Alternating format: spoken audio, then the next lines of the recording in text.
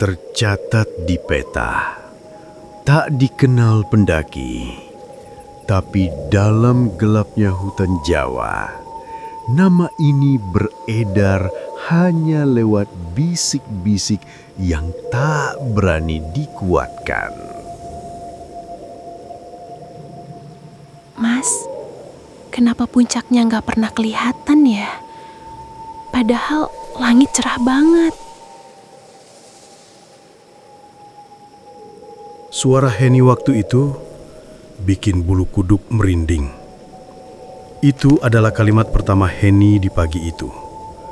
Kalimat yang belasan kali kemudian terngiang di kepalaku. Sebuah pertanyaan sederhana yang ternyata menyimpan misteri begitu dalam. Saya Faisal, dan hari ini saya akan membagikan pengalaman yang mengubah hidup saya selamanya. Sebuah ekspedisi yang awalnya terlihat biasa, namun berakhir dengan cara yang tak pernah saya bayangkan. Aku mandang ke atas, langit biru, tapi puncak Gunung Liwung tertutup kabut. Gak gerak, gak berubah. Puncak Gunung Liwung seperti diliputi awan yang gak pernah minggir. Bahkan matahari pun mungkin akan disuruh pergi kalau nyoba ngintip dari atas.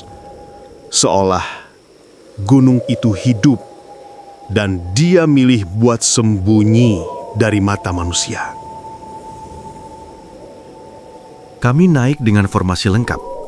Aku, Faisal, tim dokumenter, Munir si pemimpin ekspedisi, Heni yang jago baca batu dan retakan tanah, dan Haris, pendaki veteran yang katanya pernah nyasar 7 hari, tanpa bekal tapi tetap balik dengan tawa. Tapi napasnya masih lebih kuat dari kami semua. Semua orang dengan keahlian masing-masing. Semua percaya diri, terlalu percaya diri. Kami cari apa yang belum pernah dijamah orang. Bukan sekedar panorama, tapi rahasia. Dan Gunung Liwung terlalu diam untuk jadi biasa. Gunung itu nggak ada di brosur wisata. Bahkan Google Maps cuma nampilin kabut tebal di lokasinya. Tapi justru karena keunikan inilah yang akhirnya menarik tim kami. Hari pertama berjalan lancar. Hari kedua mulai sepi. Hari ketiga, aneh. Kompas muter, GPS mati, langkah kami mulai berat. Udara jadi tebal seperti menabrak hening yang gak wajar. Kayak hutan ini napasnya ditahan. Heni mulai tertidur. Tampak dia tidur dengan wajah gelisah. Katanya, dia mimpi ada perempuan pakai selendang putih, manggil dia setiap malam dari balik kabut. Sampai malam itu, aku lihat sendiri. Dia berdiri di antara 2 sela pohon. Ada sosok, diam, nggak bicara. Sesosok putih, rambut panjang. Dia tersenyum kepada kami, terus ngilang tanpa suara. Besoknya, Munir hilang. Jejaknya berhenti di ujung jurang yang kabutnya tebel banget. Kayak mulut yang lagi nunggu mangsa. Kita harus turun, kataku.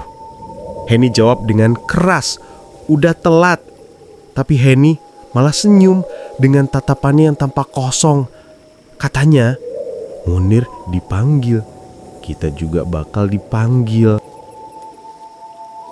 Hari kelima, kami sampai di area yang gak ada di peta. Kami sampai di dataran batu. Ada lingkaran batu tersusun kayak altar.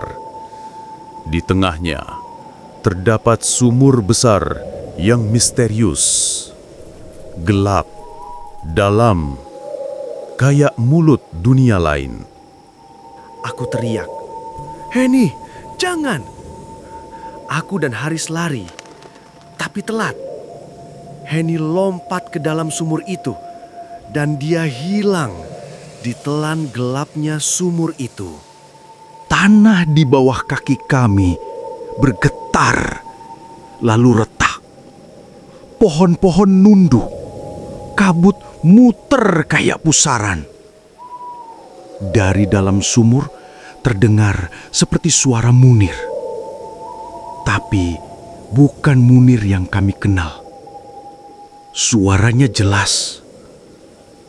"Kalian udah lihat. Sekarang kalian harus ganti." Aku bangun di rumah sakit desa. Kata warga, aku ditemukan sendirian, terluka, lemas, dehidrasi. Setiap malam, aku mimpi hal yang sama. Henny berdiri di tepi jurang. Senyumnya tipis, tapi bukan senyum yang aku kenal.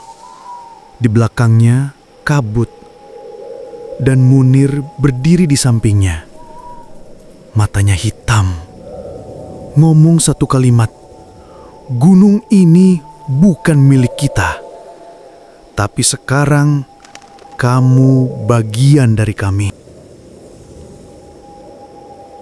Gunung Liwung bukan sekadar gunung. Dia bukan tempat. Dia makhluk, penjaga rahasia tua. Dan rahasia itu udah nempel di aku. Dan sekarang aku membawa sebagian dari rahasianya.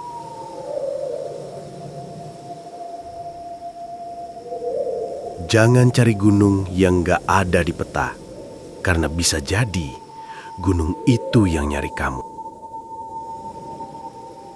Teman-teman, ini bukan cerita hantu biasa, tapi soal kesombongan manusia, tentang batas yang seharusnya kita hormati.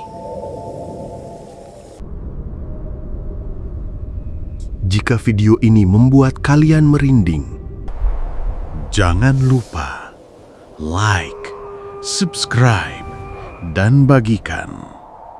Tapi ingat, jangan pernah mencari gunung yang tidak pernah ada di peta. Karena mungkin gunung itu yang sedang mencari kita.